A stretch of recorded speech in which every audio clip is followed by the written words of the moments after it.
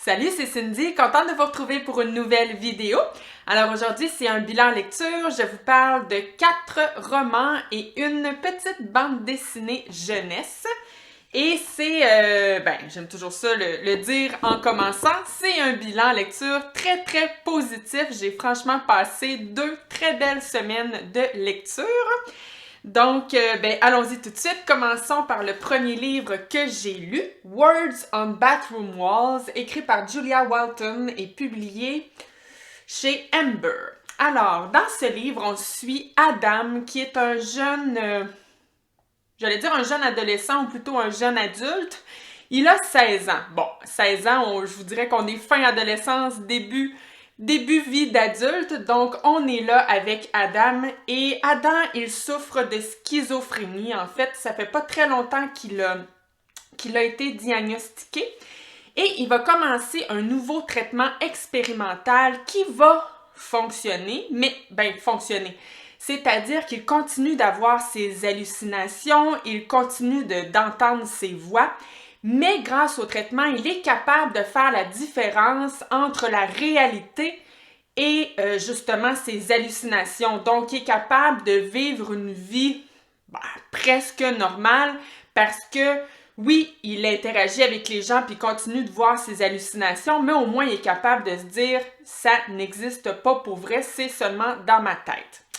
Donc, le traitement fonctionne quand même pas mal. Et là, Adam, il commence dans une nouvelle école secondaire et il va faire la rencontre de Maya. Et je vous spoile rien, il va s'installer tranquillement pas vite une histoire d'amour entre les deux. Et Adam ne veut absolument pas que Maya découvre qu'il est schizophrène, donc il va tout faire pour lui cacher. Au départ, ça se fait quand même assez bien parce que, comme je vous dis, le traitement fonctionne, lui permet de lui cacher. Mais tranquillement, pas vite, le traitement va commencer à ne plus fonctionner. En fait, il y a plusieurs effets secondaires qui ne sont pas souhaitables et donc il va devoir arrêter ce fameux traitement. Et donc là, ça va devenir de plus en plus difficile de cacher sa situation à Maya. Donc, voilà pour l'histoire. Moi, j'ai bien aimé ce livre. J'ai aimé que, oui, on pourrait dire que c'est une romance young adult, mais je trouvais que ça représentait vraiment très, très bien l'adolescence, que ça représentait très bien les histoires d'amour qu'on peut avoir à l'adolescence, parce que parfois, dans les young adults, je trouve qu'on nous le présente peut-être parfois un peu trop rose, parce que l'amour à l'adolescence, là, c'est pas nécessairement rose bonbon, hein. Il y a aussi des difficultés, il y a des apprentissages, et je trouvais que justement ici, j'aimais que ce soit pas fleur bleue, je trouvais vraiment que c'était très réaliste comme histoire d'amour, d'adolescence, et j'aimais aussi, puis il faut dire que c'est pas, oui, c'est une romance, mais en même temps, je vous dirais que c'est pas ce qui domine dans ce livre-là. Ce qui domine, c'est vraiment plus d'être avec un adolescent qui souffre, donc ce roman-là, le sujet, c'est plus la santé mentale, ou plutôt la maladie mentale et les répercussions sur justement une relation qui s'installe, sur sa vie familiale, sur sa vie à l'école, sur sa vie à savoir ce qu'il veut devenir plus tard. Et donc, je trouvais ça très intéressant de vivre ça avec notre personnage.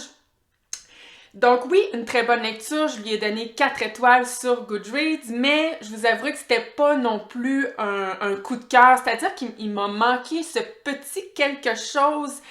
Je m'attendais à avoir une montée d'émotions, et là, j'avoue que ça sera peut-être pas le cas pour tout le monde. Moi, le pourquoi j'avais cette attente, c'est que j'ai vu le film, parce que oui, il y a un film qui a été tiré de ce livre, et je vous dirais que le film est assez différent du livre. Ça, c'était très bien. J'étais bien contente de ça. J'avais pas l'impression de lire un copier-coller de ce que j'avais déjà vu dans le film. Mais dans le film, il y a la fin, il y a un petit côté quand même Hollywood, mais qui avait marché avec moi. Ça avait vraiment, comme je vous dis, créé une espèce de montée d'émotion. J'en avais pleuré à la fin du film. Alors, j'avais cette attente-là de vivre ça à nouveau avec le livre. Mais la fin est différente, ça n'a pas provoqué le même genre d'émotion et je trouve qu'avec ce genre d'histoire, avec ce genre de sujet, avec les personnages, il me semble que j'aurais dû avoir une montée d'émotion. Bon, c'était peut-être pas le but de l'auteur. Là, il y a peut-être une question d'attente, en effet, là-dedans. Mais voilà, j'aurais aimé ça qu'on vienne un peu plus me chercher par en dedans, tu sais. Mais quand même, c'était franchement une belle lecture. Le prochain livre que j'ai lu, là, on s'en va ailleurs avec un roman policier, un roman d'enquête, oui. Alors, j'ai lu Le Poète, écrit par Michael Connelly. Alors, ici, dans ce livre, c'est la première enquête de Jack McAvoy. Je dis enquête, mais Jack McAvoy, j'aime dire son nom, ce n'est pas un policier, mais bien un journaliste judiciaire. Et donc, au début du livre, Jack va malheureusement apprendre que son frère jumeau est mort. Il s'est suicidé. Et en fait, l'enquête policière, les policiers pensent en fait qu'il s'est suicidé parce que l'enquête sur laquelle il travaillait, parce que oui, son frère Sean était, lui, un policier, et il était en train d'enquêter sur le meurtre d'une jeune femme qui était retrouvée coupée en deux, mais le meurtre était resté c'est un mot, j'allais dire irrésolu, ça se dit-tu, ça? Voyons, moi puis mes inventions de mots. En tout cas, il avait pas résolu. Hein, encore une fois, j'hésite. Bon, il avait pas trouvé le meurtrier, hein? On va y aller simple. Et il y a semblerait-il, en tout cas, c'est les conclusions que les policiers vont avoir, il n'a pas supporté d'avoir échoué face à son enquête et il se serait donc suicidé.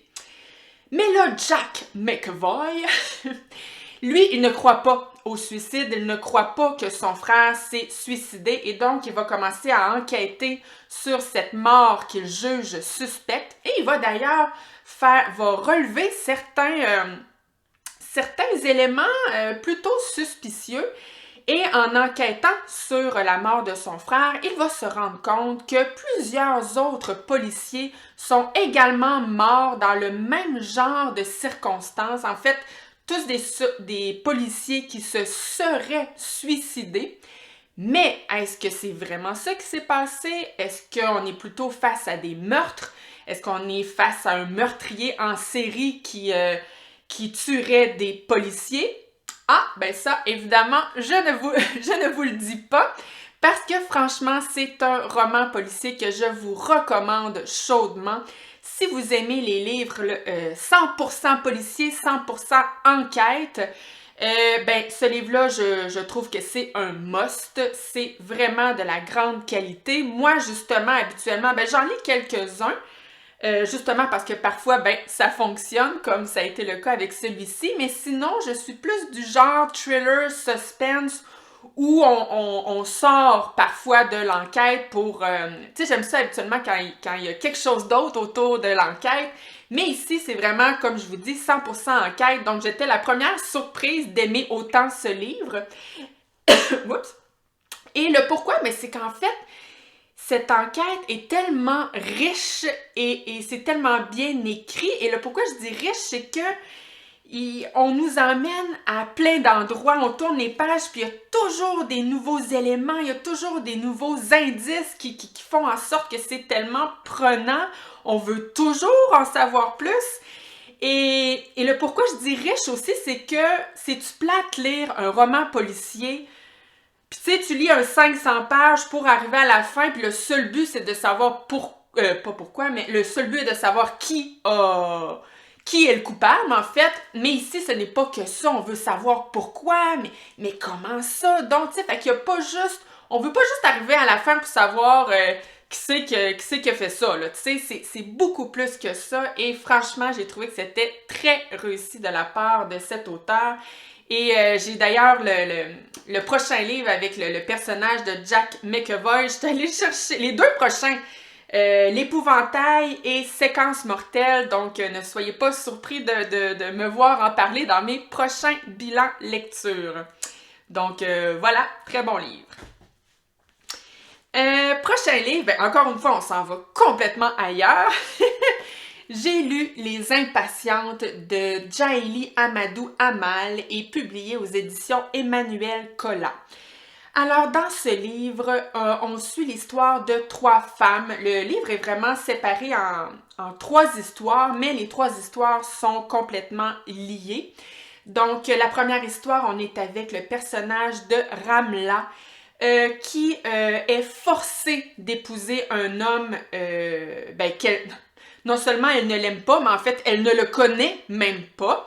Alors que pourtant, elle était fiancée à un homme qu'elle aimait, qu'elle souhaitait épouser, mais là, bon, ses parents vont la forcer à épouser un autre homme, et donc voilà, on va vivre ça avec ce personnage.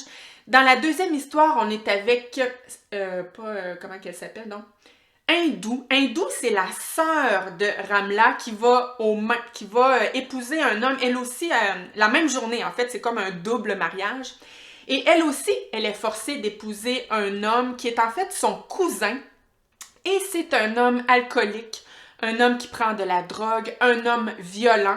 Et donc, non seulement elle ne veut absolument pas l'épouser, mais elle est morte de peur de devoir devenir la femme de cet homme. Et donc, on va vivre justement la vie de cette femme suite à ce mariage forcé.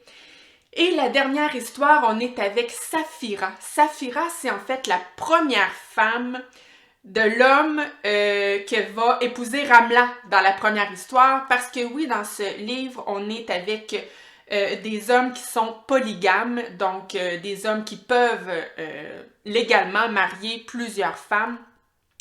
Donc là, on va vivre,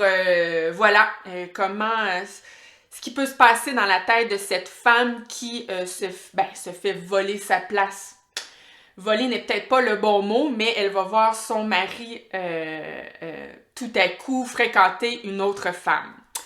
Alors, oh my God, j'ai vraiment beaucoup aimé ce livre. Ça se lit un peu comme un témoignage, non, j'ai peut-être pas le bon mot, mais en fait, il est dit au début du livre, c'est plutôt ça que j'aurais dû vous dire plutôt que témoignage.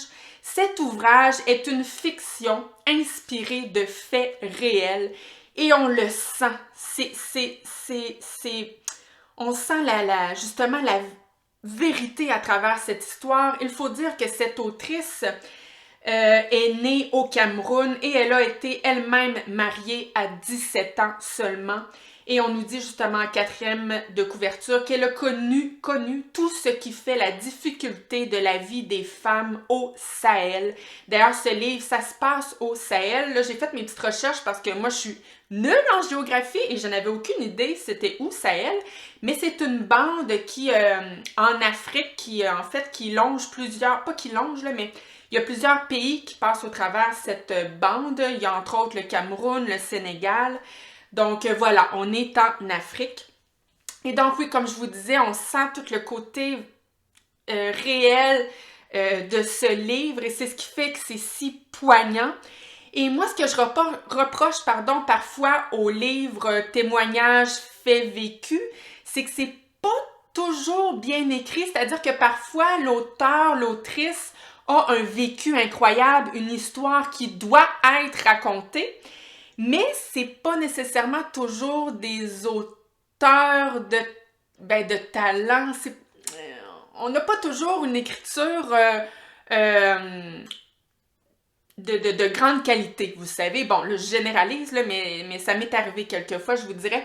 Alors qu'ici, le talent d'écriture est indéniable, c'est tellement bien écrit, mais c'est très accessible aussi, je vous le dis, là, ça se lit tout seul, c'est fluide, c'est des petites phrases toutes simples, mais percutantes qui, justement, ça rentre dedans. Et c'est un livre important d'ailleurs avec c'est mardi, si je me trompe pas, ce sera la Journée internationale de la femme. Alors si vous cherchez un livre où on parle justement de la femme, des droits de la femme et à l'international, parce que oui, il y a encore beaucoup de travail à faire ici, Québec, Canada, en France, si vous m'écoutez de la France, mais il y a aussi des situations dont il faut parler absolument, qui se passent à l'international et qui touchent les femmes. Donc vraiment une lecture que je vous recommande chaudement. J'ai adoré ce livre. Maintenant, le prochain livre, un tout petit livre, Oscar et la Dame Rose, écrit par Éric Emmanuel Schmitt et publié aux éditions Albin Michel. Alors, dans ce livre, on va être avec le petit personnage d'Oscar. Je dis petit parce qu'il a seulement 12 ans. Et Oscar, il vit dans cet hôpital parce qu'il est atteint du cancer et il est en phase terminale. Mais en fait, son médecin et ses parents lui cachent un peu sa situation et le petit Oscar, il est pas fou. Il le voit dans les yeux de son médecin qui a plus d'espoir. Tu sais, il était habitué que son médecin était toujours en train de leur dire il reste tel traitement à faire, il reste ça, il reste ça, il reste ça. Alors que là, il voit que son médecin lui propose plus rien comme traitement. Donc, il le sent là, qu'il y a quelque chose qui marche pas.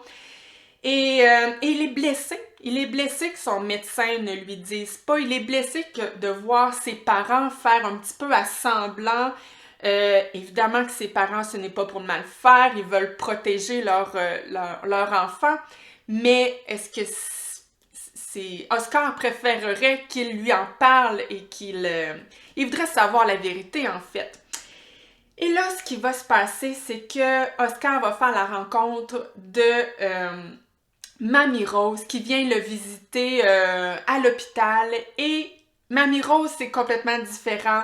Elle ne lui parle pas comme son médecin ni comme ses parents. Elle lui dit « Mon petit Oscar, tu vas mourir puis il ne t'en reste pas longtemps. » Donc, elle lui cache rien. Mais elle va lui faire vivre les derniers jours de sa vie d'un tout autre regard, avec de la magie, avec un petit côté fantaisie, avec beaucoup de spiritualité aussi. Et donc voilà, c'est juste trop beau. Ce livre, mais est d'une beauté incroyable. Il m'a fait pleurer, là. J'ai pleuré avec ce livre-là, mais c'est drôle à dire, hein, qu'un livre qui me fait pleurer me fasse autant de bien, parce que oui, c'est beau, c'est lumineux malgré le sujet totalement triste. Et moi, en fait, je vous avouerai que c'est des sujets avec lesquels je ne suis pas en paix, personnellement. La mort, la maladie, je n'accepte pas ça. Ça me met en colère, moi, d'entendre qu'un enfant est malade. Et je dis un enfant, mais même un adulte de 40, 50, 60 ans qui est malade et qui doit accepter de mourir, je ne vis pas bien avec ça. Ça me frustre. Ça me fait chier d'être obligée de mourir un jour. Ça me met en colère que mes proches vont mourir un jour, les gens que j'aime. Comme vous pouvez voir, je ne suis pas du tout en paix avec ça. Et bref, ce livre-là, le livre ne m'a pas guéri. Je ne suis pas en paix totalement encore, pas du tout même, avec ces sujets. Mais je sais pas, ça l'a mis un espèce de petit baume. Parce qu'évidemment que c'est des sujets avec lesquels, quand on vit pas bien avec ça, il y a une certaine angoisse, une certaine anxiété qui vient avec ça. Et je sais pas, ce livre-là me semble m'a un petit peu apaisée. Bref, c'est un livre qui m'a fait du bien, c'est magnifique. C'est tellement bien écrit. Et pour ceux qui me connaissent, qui me suivent depuis un certain temps, ça m'arrive de vous le dire avec les livres dans lesquels il y a un message très fort. Moi, quand le message passe par-dessus l'histoire, même si le message est magnifique, j'aime pas ça. J'aime pas ça, je suis une lectrice d'histoire, voilà, c'est vraiment juste une question de goût, mais je suis comme ça.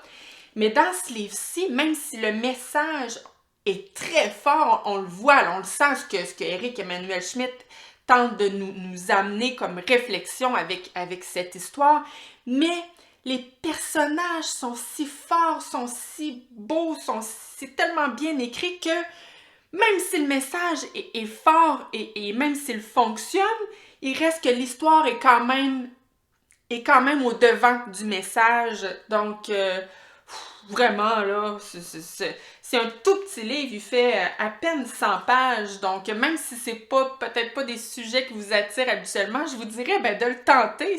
Ça se lit vraiment même pas 1 heure et vous aurez terminé ce livre et en tout cas, moi je l'ai adoré. Maintenant, je termine avec ma petite bande dessinée jeunesse. Alors, j'ai lu Mason Mooney, enquêteur paranormal certifié, écrit par Sierra Miller et publié aux rues de Sèvres. Alors, dans cette bande dessinée, on est avec Mason Mooney, qui est lui, en fait, le petit personnage du centre. Et lui, il est très, je vous dirais que c'est un personnage très prétentieux. Il se considère comme le meilleur enquêteur paranormal du monde, rien de moins. Mais il voudrait le prouver parce que les autres ne semblent pas penser la même chose que lui, c'est-à-dire que lui, il vit dans la ville de Grimbrook. Et dans cette ville, il y a la Société du paranormal et les gens semblent avoir beaucoup plus confiance en cette société. Et comment il s'appelle? Donc, cette société est dirigée par Trent Rayleigh. On le voit ici. Et c'est un personnage beau mec. Les filles, franchement, sont toutes charmées par ce garçon. Et donc, Mason Mooney, je vous dirais, est un peu caché par cette société du paranormal.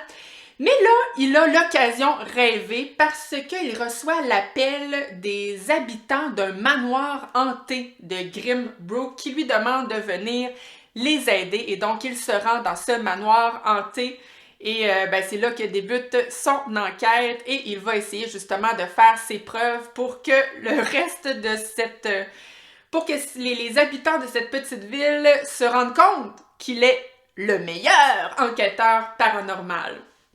Alors franchement, une très belle bande dessinée que je recommande franchement aux jeunes lecteurs, donc des lecteurs débutants. Débutants, je vous dirais qu'entre 7 et 12 ans peut-être. Donc des jeunes qui aiment les histoires d'épouvante, les histoires dans lesquelles il y a des fantômes, il y a des maléfices et tout. Mais évidemment, c'est pas traumatisant comme histoire, il y a un petit côté humoristique là-dedans. Donc oui, ça donne des petits frissons, mais c'est très très léger. Donc parfait justement pour des jeunes. Je vous montre un petit peu le genre de planche.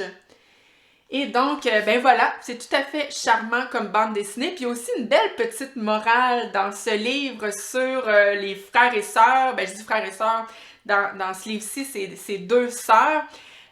Vous savez le genre de morale, à savoir, parfois quand on est jeune, on s'entend pas nécessairement, même si c'est souvent le cas, on s'entend pas avec nos petits frères, nos petites sœurs.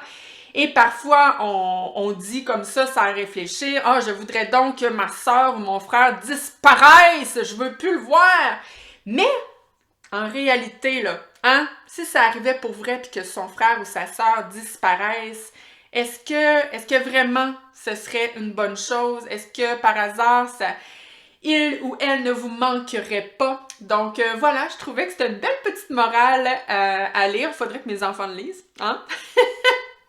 Parce que oui, mes enfants ne sont pas hors normes. Ils se chicanent, ma foi, assez beaucoup souvent. Et voilà, ce petit livre leur ferait peut-être du bien.